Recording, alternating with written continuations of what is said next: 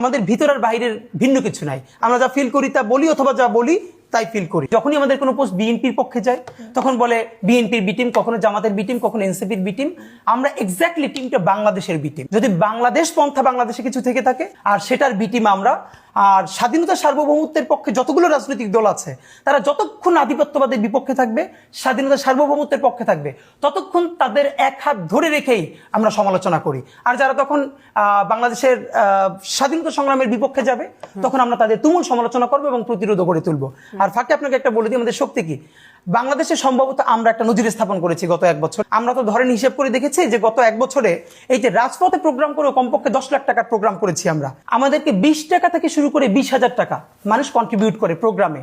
আমরা প্রত্যেকটা প্রোগ্রামের পরে আমাদের ব্যাংক স্টেটমেন্ট, বিকাশ, প্রত্যেকটা স্টেটমেন্ট আমরা পাবলিক করে দিয়েছি।